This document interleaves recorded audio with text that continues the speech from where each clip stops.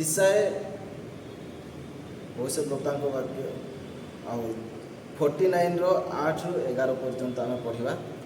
सदाप्रभु यही कथा कहते आमे ग्राह्य समय तुमको उत्तर देइछु और परित्राण दिन में आमे तुमर साहाय्य करिछु पुणी आमे तुमको रक्षा करबा और देशर उन्नति साधन निमंते लोकंकु सेमानकर ध्वंसित उत्तराधिकारी भोग कराइबा निमंते आमे तुमको लोकमानकर नियम स्वरूप नियुक्त करबा।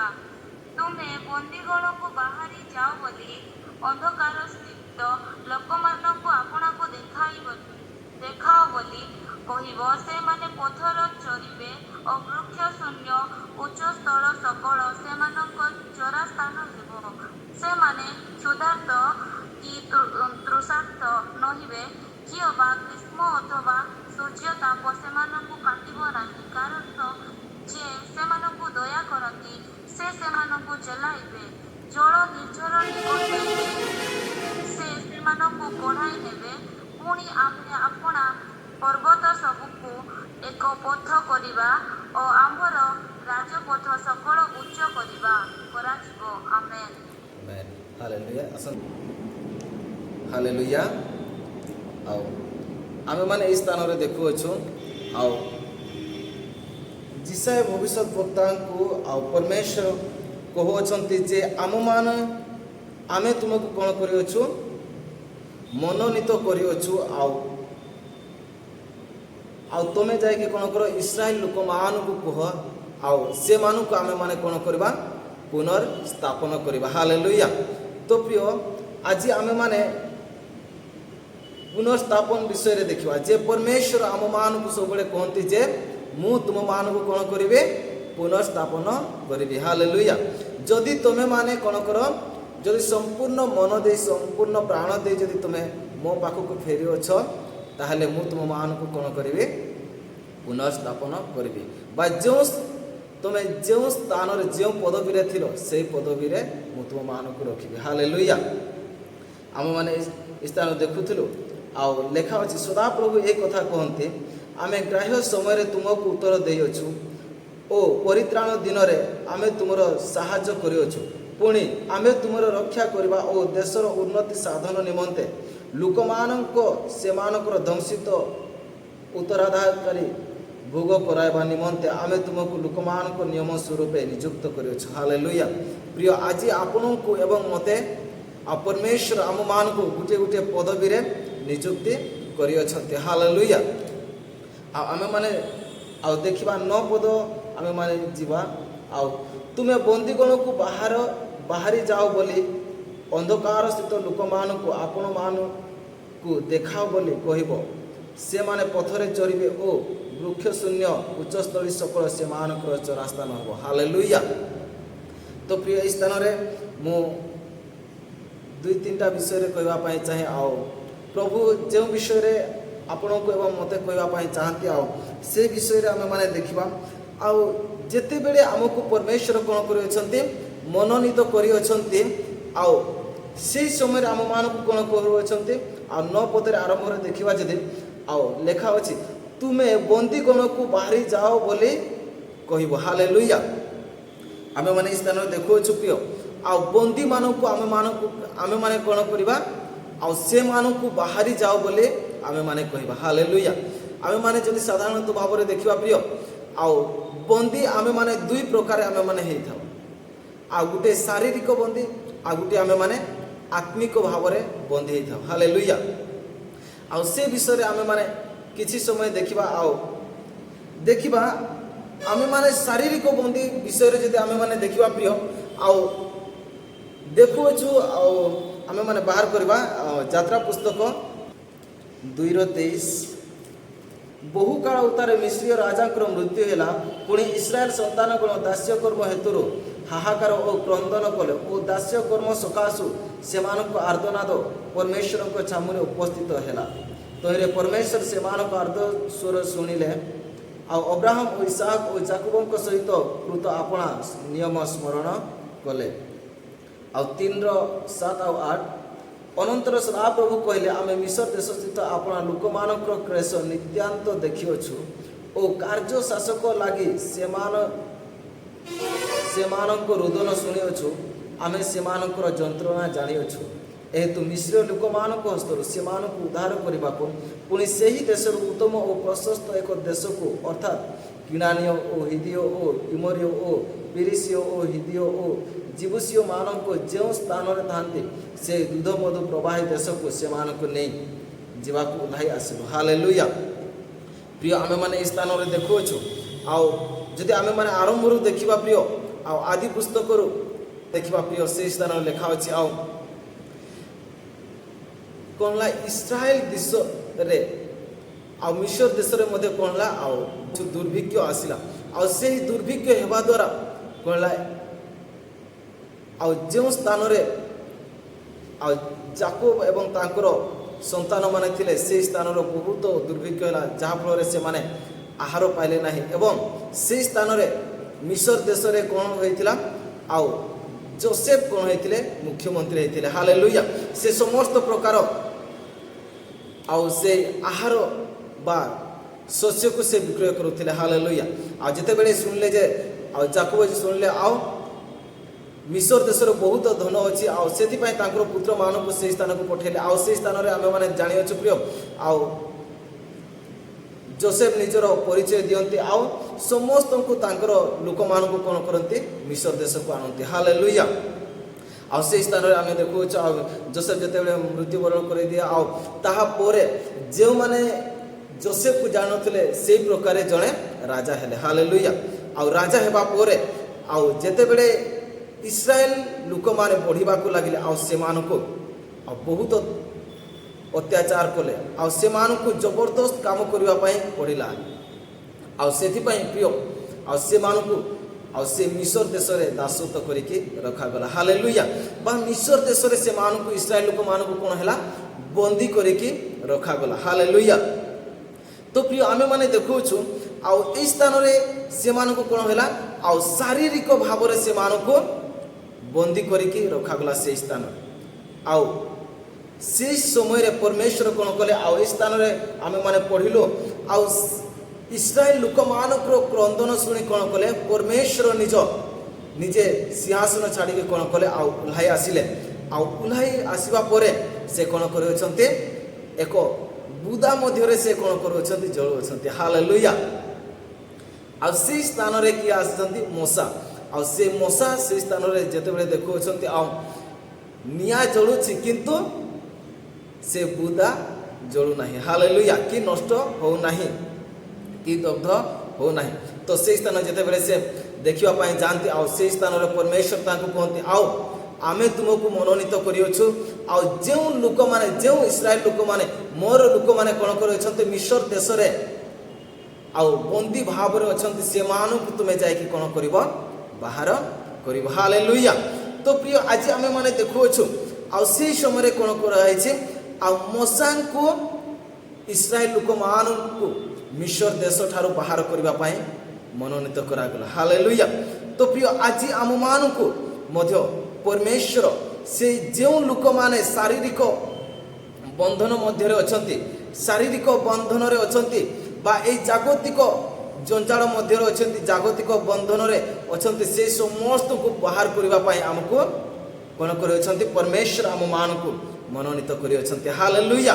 ତ ପ୍ରିୟ, ସେଥି ନିମନ୍ତେ ଆଉ ପରମେଶ୍ୱର ଆମମାନଙ୍କୁ କୁହନ୍ତି, ଆଉ ଯଦି ଆମେମାନେ ପଢ଼ିବା ଆଉ ପ୍ରେରିତ ପୁସ୍ତକ, ଆଉ ସେହି ସ୍ଥାନରେ ମଧ୍ୟ ଆମେମାନେ ଦେଖିବା 12 ଅଧ୍ୟାୟ, ଯଦି ଆମେମାନେ ପଢ଼ିବା 12ର 4 ଏବଂ 8 ଅଧ୍ୟାୟ, ଆଉ ସେହି ସ୍ଥାନରେ ମଧ୍ୟ ଦେଖିବା ଆମେ ପିତରଙ୍କୁ କ'ଣ କରାହେଇଯାଇଛି, ଆଉ ବନ୍ଦୀ ଗୃହ ମଧ୍ୟରେ ନିଆଯାଇଛି। ହାଲେଲୁୟା। ଆଉ ସେହି ସମୟରେ ମଧ୍ୟ ଆଉ ପରମେଶ୍ୱରଙ୍କର ଆତ୍ମା କ'ଣ ହେଇଛି, ଆଉ ପିତରଙ୍କୁ ମଧ୍ୟ ବାହାର କରି ଆଣିଅଛନ୍ତି। ହାଲେଲୁୟା। ଆମେମାନେ ଯଦି ପଢ଼ିବା ଆଉ 12:4 ସେ ସ୍ଥାନରେ ଏପରି ଲେଖା ଅଛି, ପରେ ସେ ତାଙ୍କୁ ଧରି କାରାଗାରରେ ନିକ୍ଷେପ କଲେ। ପୁଣି ନିସ୍ତାର ପର୍ବ ଉତ୍ତାରେ ସେ ତାଙ୍କୁ ଲୋକମାନଙ୍କ ନିକଟକୁ ବାହାର କରି ଆଣିବା ନିମନ୍ତେ ମନସ୍ଥ କରି ପ୍ରତ୍ୟେକ ଦଳରେ 4 ଜଣ ଲେଖାଏଁ ଥିବା 4ଟି ସେନା ଦଳ ନିକଟରେ ତାଙ୍କୁ ଜଗିବା ପାଇଁ ସମର୍ପଣ କଲେ। ଏତେ ପିତର କାରାଗାରରେ ରୁଦ୍ଧ ହୋଇ ରହିଲେ, କିନ୍ତୁ ତାଙ୍କ ମଣ୍ଡଳୀ ତାଙ୍କ ନିମନ୍ତେ ଏକାଗ୍ର ଭାବରେ ଈଶ୍ୱରଙ୍କ ଛାମୁରେ ପ୍ରାର୍ଥନା କରାଯାଉଥିଲା। ଆଉ ଏଇ ସ୍ଥାନରୁ ପ୍ରିୟ ଆମେମାନେ ଦେଖୁଅଛୁ, ଆଉ ଏଇ ବାକ୍ୟ ଆମେମାନେ ସମସ୍ତେ ଜାଣୁଅଛୁ।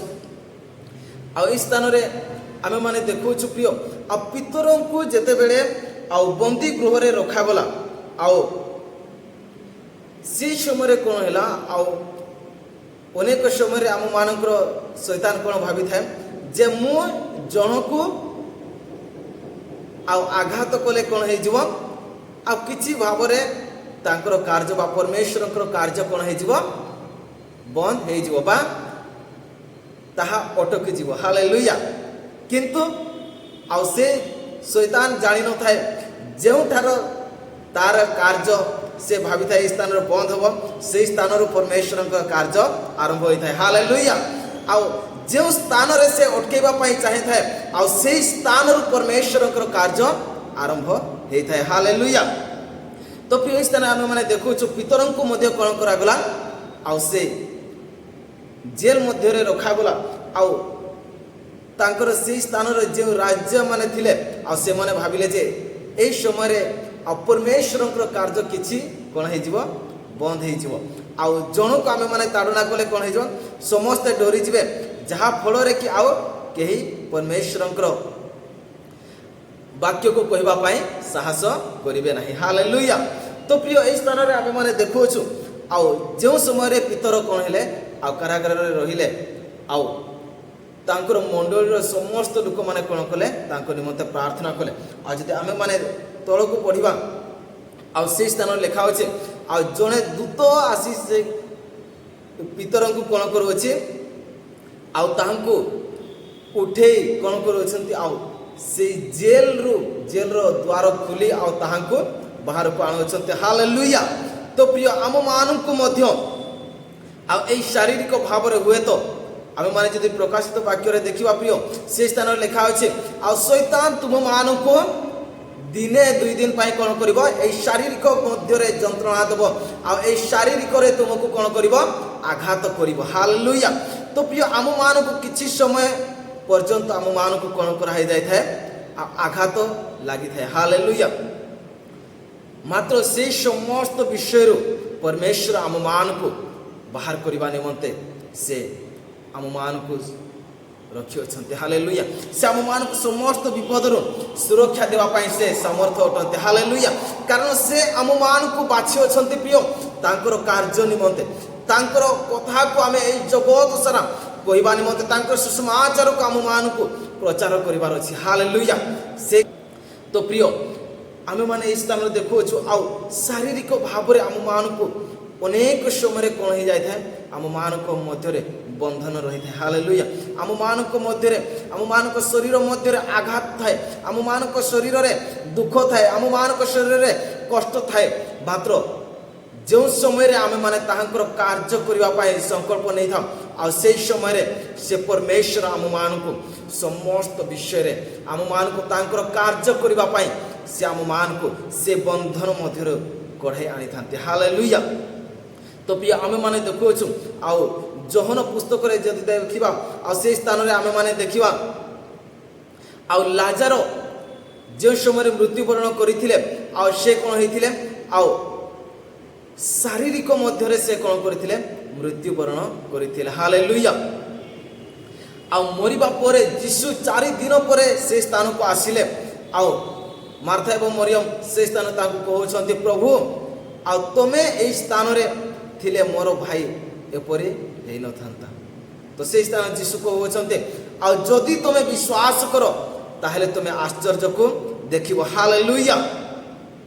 ତ ପ୍ରିୟ ଏହି ସ୍ଥାନରେ ଆମେମାନେ ଦେଖୁଛୁ, ସେହି ସ୍ଥାନରେ କ'ଣ ହେଇଛି, ଆଉ ଯୀଶୁ ନିଜେ ଯାଇ ଆଉ ଲାଜାରଙ୍କୁ କ'ଣ କରୁଅଛନ୍ତି, ଆଉ ସେ ସମାଧି ମଧ୍ୟରୁ ବାହାର କରିବା ପାଇଁ ଗଲେ। ହାଲେଲୁୟା। ଆଉ ସେହି ସ୍ଥାନରେ ପ୍ରାର୍ଥନା କରୁଅଛନ୍ତି, ଆଉ କହୁଅଛନ୍ତି, ଲାଜାର ଆଉ ତମେ ସେହି କବର ମଧ୍ୟରୁ ବାହାରି ଆସ। ହାଲେଲୁୟା। ତ ପ୍ରିୟ ସେହି ସ୍ଥାନରେ ଆଉ ସେ ଲାଜାର ମଧ୍ୟ ସେ ମୃତ୍ୟୁର ନାହୁଡ଼କୁ ଭାଗିକି କ'ଣ ହେଲା, बाहर को आसिला हालेलुया। तो प्रिय मोर कहबार माने आम मानकर शरीर तो अनेक प्रकार बंधन अच्छी हालेलुया। आम मान शरीर मध्य अनेक समय आम माने निजक आम माने बंदी भाव आम माने रही था, मात्र परमेश्वर आज आम मान को एवं मत एवं आपण मान को कहते प्रिय आउ परमेश्वर से समस्त विषय आम मान को से बंदी मध्य आम मान को से बंधन से बाहर करने जाऊँ हालेलुया। तो प्रिय आम मान को से परमेश्वर कहते आज तुम्हें माने जेकोसी परिस्थिति से बंधन मध्य थाओ जहा द्वारा कि तुम मृत्यु आड़ को कढ़े नहीं था, मात्र से ही बंधन मध्य आज मु तुम मान को बाहर करने जाऊँगी हालेलुया। कारण से परमेश्वर आम मान को तांकर कार्य निमंते कढ़ाई अच्छा हालेलुया। आम मान को से तांकर परमेश्वर कार्य निमंते आम मान को मनोनीत कर हालेलुया। आउ से दिन मध्य प्रिय आम मैंने देखुछु आउ जिसाए भाववादी को परमेश्वर मनोनीत कले आउ से कहते आउ तुम्हें जाओ आउ इस्राएल लोक मान को कह आउ से मान को आम माने पुनर्स्थापन करवा हालेलुया। तो प्रिय आज आपण को एवं मते परमेश्वर कहते आउ तुम्हें जाओ से जगतर लोक मान को निकट में मोर सुसमाचार नहीं कि जाओ, कारण आम माने से समस्त को पुनर्स्थापन करने जाऊँ आ पुनर्बार से मान को आम मानकर प्रेम को आने जाऊँ हालेलुया।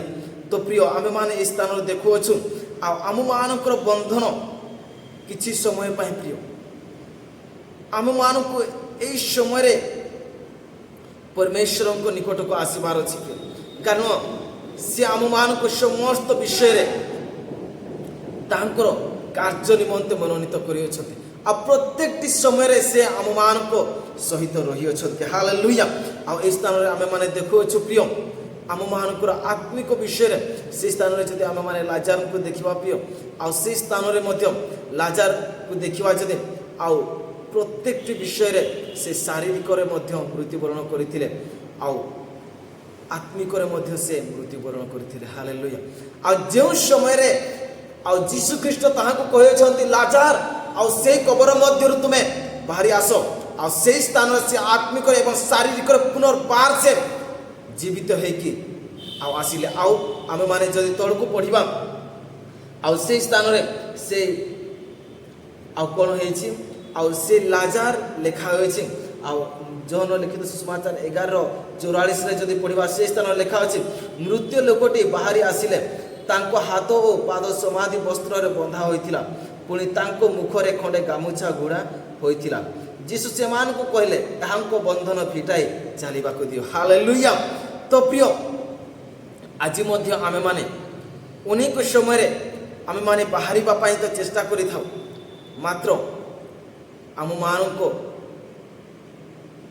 यही शारीरिक बंधन बा जो बंधन आम माने अच्छु से बंधन आम मान को मुक्ति करने कहीं न था प्रिय आम मैंने ये जगत मध्य अच्छु प्रिय आ जगत मध्य थी आम मैंने अनेक समय जदि जागतिक हिसाब से देखुछु प्रिय आम मानकर जीवन ये जगत मध्य आम मानकर कौन हो जाए बांधी हो जाए हालेलुया।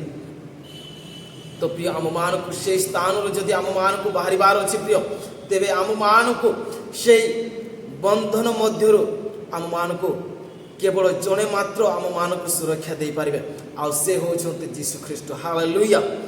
आउ ताहांको निकट में आमे माने जेते बेले आमे माने निजर संपूर्ण मन दे संपूर्ण प्राण दे ताहांको कहि थाउ आ प्रभु मु एबे आपनको निकट को फेरु अछि आउ मोर समस्त प्रकार से बंधन को मोर शारीरिक बंधन को मोर आत्मिक बंधन को तुम मुक्त करो आ से समय प्रिय प्रभु आम मान को मुक्ति दे था हालेलुया।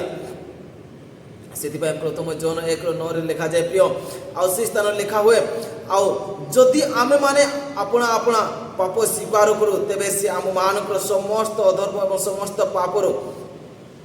पाप को क्षमा करने विश्वस्त और न्यायवान अटंती हालेलुया।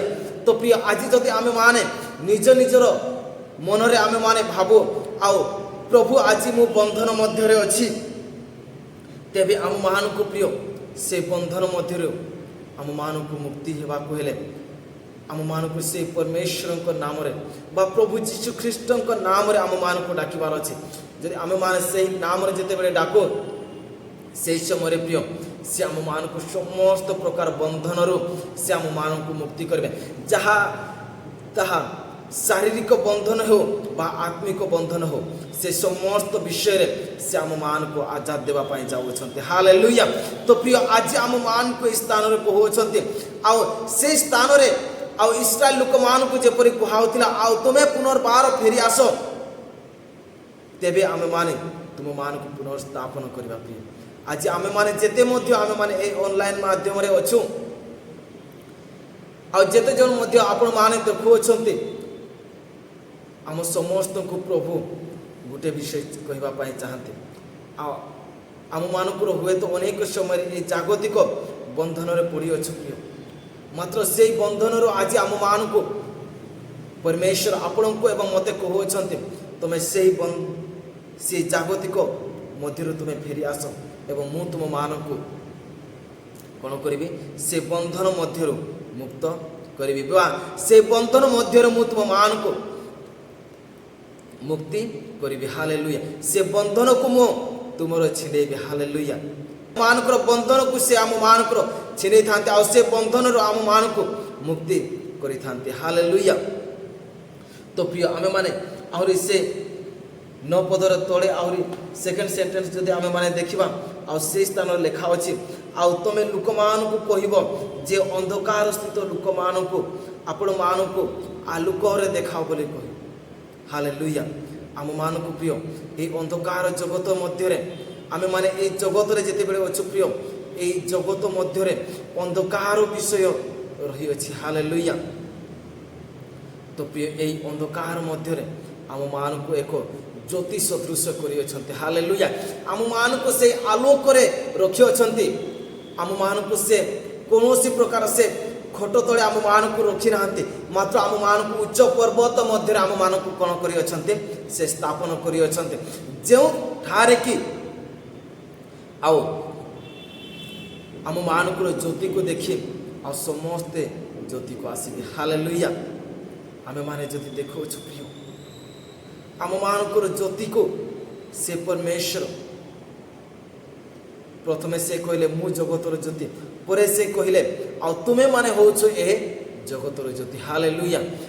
परमेश्वर आम समस्त को गोटे गोटे ज्योति करिके आह्वान करियछन्ति वर्तमान आम मानकर कार्य अटे जे आम माने से ज्योति रे आचरण करो आ से ज्योति रे आम मान को चलबार अछि हालेलुया।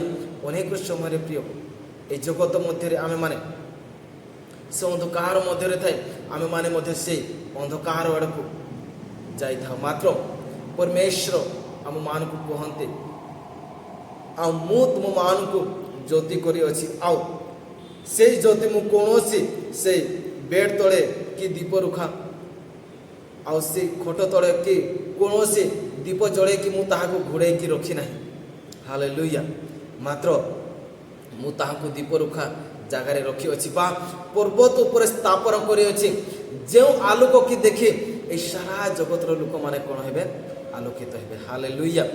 तो प्रिय आमे माने जदि देखिबा गीत संगीत 119 105 रे लेखा अछि आ से स्थान लेखा अछि तुम वाक्य मो चरण पाए प्रदीप ओ मो पथ पाए आलोक अटे हालेलुया। प्रिय तांकर वाक्य को आमे माने जो समय पालन करिथा तांकर वाक्य को जेते बेले आमे माने पढ़िथा तांकर वाक्य को जो समय आमे माने सुनिथा तांकर वाक्य को जो समय मानि था पियो आ से समय आम मानकर चलिबार रास्ता रे से आम मान को कोन करिथांती आ पथ मध्य रे आलोक देखाई थांती हालेलुया। आ प्रदीप सदृश आम मान को पढ़ाई नहीं थांती हालेलुया।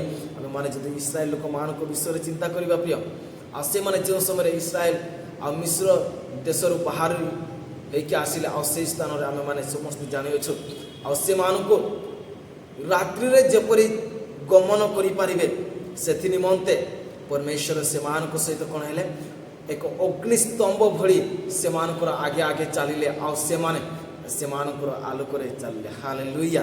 ପ୍ରିୟ ଆମମାନଙ୍କ ବିଷୟରେ ଆଜି ପରମେଶ୍ୱର ସମସ୍ତ ବିଷୟ କରିଛନ୍ତି। ହାଲେଲୁୟା। ତ ପ୍ରିୟ ଆମମାନଙ୍କୁ ତାଙ୍କର ବାକ୍ୟରେ ଚାଲିବାର ଅଛି। ଯଦି ଆମମାନଙ୍କୁ ପ୍ରିୟ ସେ ବନ୍ଧନରୁ ମୁକ୍ତି ହେବାର ଅଛି, ତେବେ ଆମମାନଙ୍କୁ ପ୍ରିୟ ସେହି ପରମେଶ୍ୱରଙ୍କର ବାକ୍ୟକୁ ଆମମାନଙ୍କୁ ପଢ଼ିବାର ଅଛି। ତାଙ୍କର ପରମେଶ୍ୱରଙ୍କର ବାକ୍ୟକୁ ଆମମାନଙ୍କୁ ଶ୍ରବଣ କରିବାର ଅଛି, ଆଉ ଆମମାନଙ୍କୁ ସେହି ବାକ୍ୟକୁ ପାଳନ କରିବାର ଅଛି। ହାଲେଲୁୟା। ତେବେ ଆମେମାନେ ସେହି ବନ୍ଧନ ମଧ୍ୟରୁ ମୁକ୍ତି ହେଇପାରିବା। ହାଲେଲୁୟା। ତ ପ୍ରିୟ ଆହୁରି ଆମେମାନେ ଯଦି ଆହୁରି ଦେଖିବା, ଆଉ ଯୋହନ ପୁସ୍ତକରେ ଲେଖା ଅଛି, ଆଉ ମୁଁ ତୁମମାନଙ୍କୁ ଯେଉଁ ବାକ୍ୟ କହିଅଛି ସେଇ ବାକ୍ୟ ଦ୍ୱାରା ତୁମେମାନେ ଅଲରେଡ଼ି ପୁରସ୍କୃତ ହେଇସାରିଅଛ। ହାଲେଲୁୟା। ଯୋହନ 15:2-3 ଆଉ ସେ ସ୍ତରରେ ଆମେମାନେ ଦେଖାଉଛୁ ପ୍ରିୟ ଆମେମାନେ ପରମେଶ୍ୱରଙ୍କର ବାକ୍ୟରେ ସମ୍ପୂର୍ଣ୍ଣ ଭାବରେ ଆମେମାନେ ପୁରସ୍କୃତ ହୋଇସାରିଅଛୁ। ଆଉ ଆମମାନଙ୍କୁ ପୁରସ୍କୃତ, ହାଲେଲୁୟା, ଆମମାନଙ୍କୁ ପରମେଶ୍ୱର ଅଲରେଡ଼ି ଆମମାନଙ୍କୁ ତାଙ୍କର ବାକ୍ୟରେ ପୁରସ୍କୃତ ହେଇ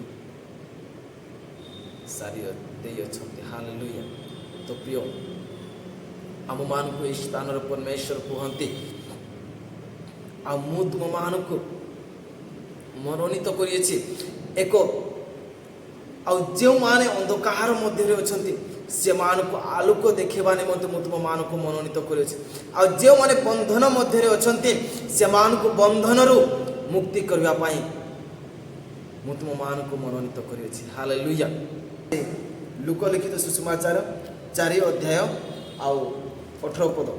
ପ୍ରଭୁଙ୍କର ଆତ୍ମା ମୋ ଠାରେ ଅଧିଷ୍ଠିତ, ତେଣୁ ଦିନହୀନମାନଙ୍କ ନିକଟରେ ସୁସମାଚାର ପ୍ରଚାର କରିବା ନିମନ୍ତେ ସେ ମୋତେ ଅଭିଷିକ୍ତ କରିଅଛନ୍ତି, ବନ୍ଦୀମାନଙ୍କ ନିକଟରେ ମୁକ୍ତି ଓ ଅନ୍ଧମାନଙ୍କ ନିକଟରେ ଦୃଷ୍ଟି ଲାଭର ବିଷୟ ଘୋଷଣା କରିବା ପାଇଁ, ପୁଣି ଉପଦ୍ରବ ପ୍ରାପ୍ତ ଲୋକମାନଙ୍କୁ ମୁକ୍ତି କରିବାକୁ ଆଉ ପ୍ରଭୁଙ୍କ ଅନୁଗ୍ରହ ବର୍ଷ ଘୋଷଣା କରିବାକୁ ସେ ମୋତେ ପ୍ରେରଣ କରିଅଛନ୍ତି। ହାଲେଲୁୟା।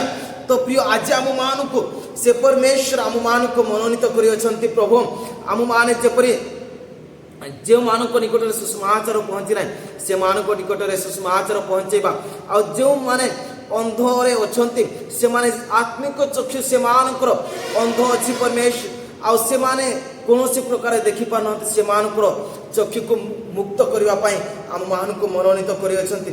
ଆଉ ଯେଉଁମାନେ ବନ୍ଧନ ମଧ୍ୟରେ ଅଛନ୍ତି ସେମାନଙ୍କୁ ମୁକ୍ତି କରିବା ପାଇଁ ପରମେଶ୍ୱର ଆମମାନଙ୍କୁ ମନୋନୀତ କରିଅଛନ୍ତି। ପ୍ରିୟ ତ ଆମମାନଙ୍କୁ ପରମେଶ୍ୱର ଆଜି କୁହନ୍ତି ଏହି ବାକ୍ୟରେ, ଆମେମାନେ ଯେଉଁ ଦେଖିଲୁ ଯିଶାୟା ଭଗବାନଙ୍କ ପୁସ୍ତକରୁ